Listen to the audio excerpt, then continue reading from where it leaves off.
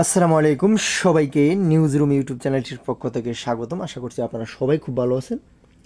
যারা যারা বেসরকারি শিক্ষক রয়েছেন এমপিভুক্ত স্কুল কলেজ মাদ্রাসা কারিগরি সকল শিক্ষকদের জন্য আজকের ভিডিওটি অত্যন্ত গুরুত্বপূর্ণ, কারণ ইতিমধ্যে কিন্তু আপনি জেনে গেছেন যে আপনাদের বাড়ি ভাড়া 500 টাকা বাড়ানো হয়েছে এবং এটা নিয়ে কিন্তু আরও অনেক রকমের সংবাদ প্রকাশিত হয়েছে এটা নিয়ে।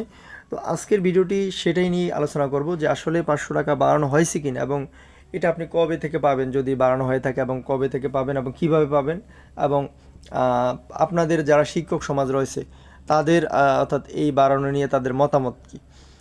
পুরো ভিডিওটি না টেনে সম্পূর্ণ দেখবেন এবং এই চ্যানেলে যদি আপনি নতুন দর্শক শ্রোতা হয়ে থাকেন তাহলে চ্যানেলটি এখনই সাবস্ক্রাইব করে দিয়ে আমাদের সাথে যুক্ত থাকতে পারেন, কারণ আমরা এই সর্বপ্রথম আপনাদের জন্য শিক্ষা সংক্রান্ত বিভিন্ন খবর এই চ্যানেলে আপলোড দিয়ে থাকি।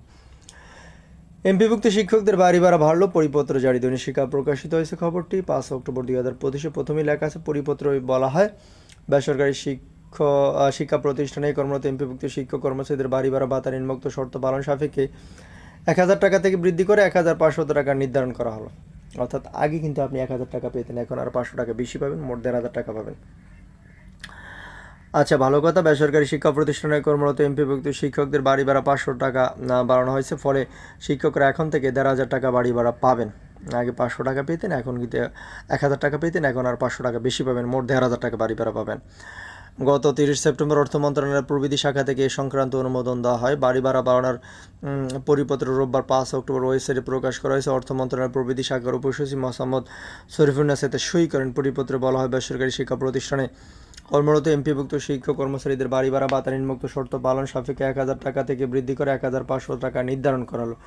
অর্থাৎ আগে আপনি 1000 টাকা পেতেন, এখন কিন্তু আরও 500 টাকা বাড়ি ভাড়া বৃদ্ধি করে এটা কিন্তু আপনার একেবারে ফাইনাল করে দেওয়া হয়েছে।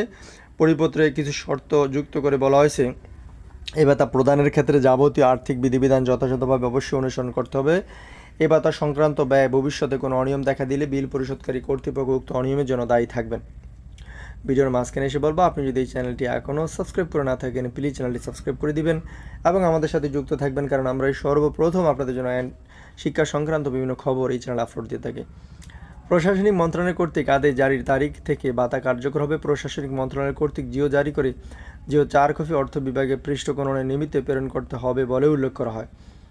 বেসরকারি শিক্ষা প্রতিষ্ঠান জাতীয়করণ প্রত্যাশী জোটের সাধারণ সম্পাদক অধ্যক্ষ দেলোয়ার হোসেন আজিজি বলেন, গত 30 সেপ্টেম্বর অর্থ মন্ত্রণালয় থেকে যে পরিপত্র জারি করা হয়েছে শিক্ষক সমাজে পরিপত্র বিশ্বাস করতে পারছে না। আমি ব্যক্তিগতভাবে পরিপত্রের সত্যতা নিয়ে অর্থ ও শিক্ষা মন্ত্রণালয়ের খোঁজ নিয়েছি, তারা এই পরিপত্র জারির বিষয়টি নিশ্চিত করেছেন। তিনি বলেন, শিক্ষক দিবসে বেসরকারি শিক্ষা প্রতিষ্ঠানের শিক্ষকদের সঙ্গে যে প্রতারণা করা হয়েছে তা মেনে নেওয়া হবে না। আমরা অবিলম্বে 500 টাকা বাড়ি ভাড়া বাড়ানোর পরিপত্র বাতিলের দাবি জানাচ্ছি। একই সঙ্গে শতাংশ হারে কমপক্ষে মূল বেতনের 20% হারে শিক্ষকদের বাড়ি ভাড়া ভাতা দিতে হবে। তা আশা করি বুঝতে পেরেছেন। আপনাদের প্রতি শুভকামনা থাকবে। আসসালামু আলাইকুম।